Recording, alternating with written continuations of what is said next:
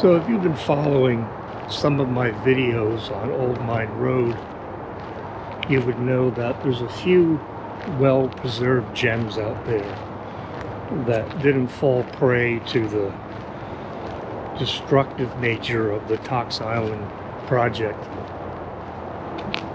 And today, this is one of them. It's on the Pennsylvania side. And thanks to a wonderful group of people, this farm has been brought forth into our present day in excellent condition. In fact, you can even rent the place out for affairs such as weddings and such. I did the best I could in identifying the buildings that are on the property. If I made any mistakes, feel free to add some more information in the comments below. Otherwise, enjoy the hike to it. I hope you like it, and we'll see you down the road.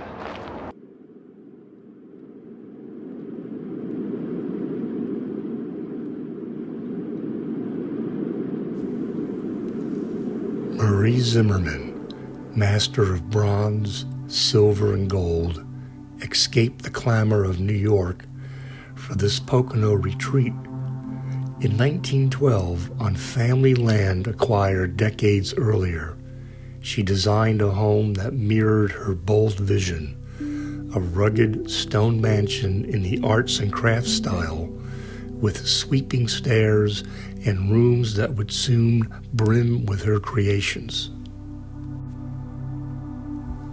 Unlike some of the less fortunate areas I've visited, this site was spared the demise caused by the Tox Island project. Marie passed away in 1972, and shortly thereafter, the property was obtained through eminent domain. Fortunately, though, through public opposition, environmental concerns, and changing priorities, Tox Island's project was deauthorized in 1992, and the land instead incorporated into the Delaware Water Gap National Recreation Area. It is now listed on the National Register of Historic Places and has been under restoration and maintenance efforts by groups like the Friends of Marie Zimmermann, along with the National Park Service. Born in Brooklyn in 1879 to Swiss immigrant parents, Marie Zimmermann trained at institutions like Pratt Institute and quickly rose as a pioneering woman in the male-dominated world of metalwork and jewelry design. By the early 1900s, she exhibited nationally, opened a studio at the National Arts Club in New York, and earned commissions for everything from delicate gold and gem jewelry to monumental bronze gates, patinated vessels, daggers, light fixtures, and garden ornaments. Inspired by ancient Egypt, the Renaissance masters like Cellini, and the arts and crafts ethos, she mastered an astonishing range of materials: gold, silver, bronze, copper, iron, enamel, and techniques, creating objects that blended exquisite craftsmanship with bold, eclectic style. Here on this farm, which became her full-time sanctuary after retiring from city life, she lived quietly with her companion Ruth Allen, continuing to draw inspiration from the surrounding wilderness. Approaching the heart of the farmstead, this imposing structure is the main dairy barn, expanded by the Zimmermann family in 1889 onto an earlier stone stable from around 1847. Built in the classic Pennsylvania 4-bay style, it rises 2.5 stories with vertical board siding, a gambrel-like roof topped by a ventilation cupola, and an attached silo for grain storage. The overhanging 4-bay creates sheltered bays below for wagons, equipment, and livestock, while the upper loft held hay and feed. The adjacent stone stable, with its cut-dressed walls and arched openings, forms the older core, together supporting the working farm Marie Zimmermann knew. Dairy cows providing fresh milk, sheep, hogs, and crops that sustain daily life amid the Poconos. Preserved within the Delaware Water Gap National Recreation Area, these outbuildings stand as quiet relics of a bygone agricultural era, their weathered wood and stone bearing witness to generations of use. Here stands the farm's corn crib, elevated on piers for airflow and pest protection, its slatted boards drying grain for livestock. Next, I approached this weathered outbuilding, which appears to be the farm's machine shop, with its rusted gas pump. Inside are scattered boards and tarps protected by heavy timber framing and concrete block lower walls. It's possible this is where farm equipment was maintained, but today it is preserved in quiet disrepair. Behind this workshop, a small house appears, a secondary residence built around the 1920s, likely serving as a tenant house for farm workers or hired hands during the property's active years. Its simple clapboard construction, wide porch, and enclosed sunroom addition provided practical living quarters amid the working landscape. Behind the tenant house is what I believe to be a milk house. Inside, the deep sink stands ready for washing milking pails and equipment. Nearby is what I believe to be a hand crank cream separator, which once spun fresh cow's milk into cream. Opening the cabinet reveals ventilated drying racks with slotted openings. Clean pails and parts would hang here to dry thoroughly and remain clean.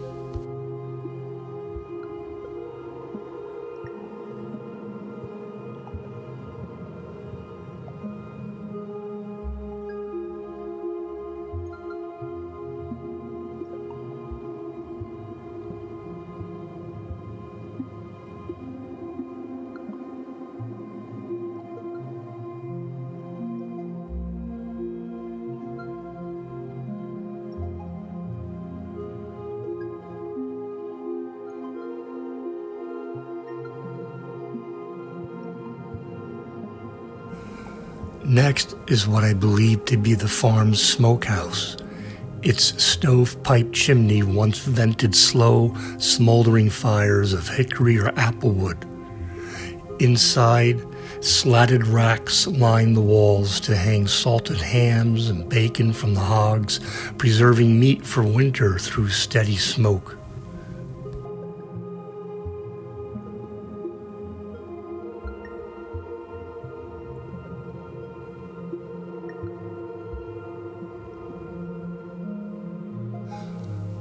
This tiny outbuilding I believe to be a dry house. It may have once held sliced fruits, vegetables, or herbs from the farm's gardens to be air-dried or gently heated for winter storage. The next building was the hog barn. Inside, troughs can be seen as well as plumbing to supply drinking water.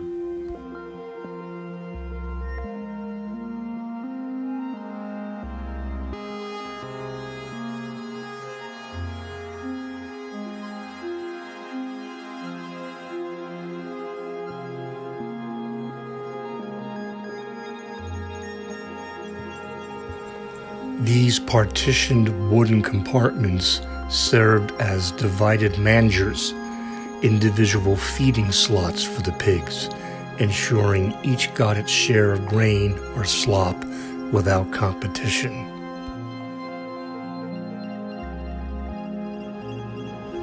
This last barn I believe to be for livestock, likely for cattle or sheep.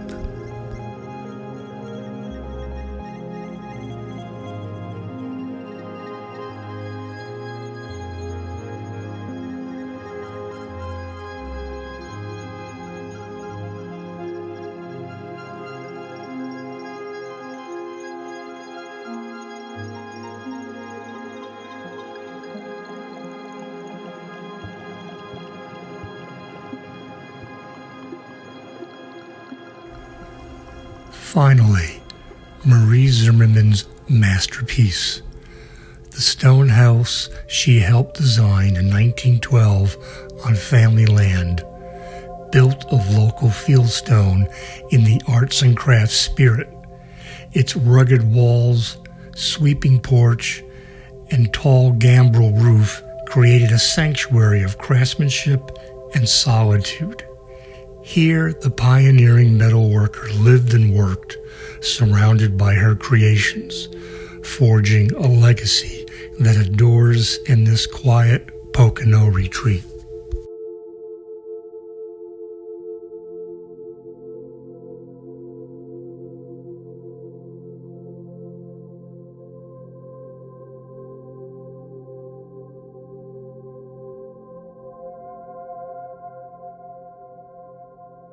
Veering to the right, the house reveals its quieter flank. Solid fieldstone rising steady, windows catching the pale winter light. Rounding the corner, the back unfolds, a wide porch stretching out, gambrel roof framing the sky, a private refuge where Marie Zimmermann lived, fully immersed in her craft and the surrounding woods. Through a rear window, the fireplace still stands, quiet now, its stones unchanged. Fading back through time, here is Marie Zimmermann herself, with loved ones gathered by this very hearth, warming hands, sharing stories, living the intimate life she built within these walls. Walking the back, the first floor unfolds, stone walls, solid and timeless, windows letting in faint light. The back door opens to a simple brick porch, a quiet threshold where Marie Zimmermann stepped out into her private world.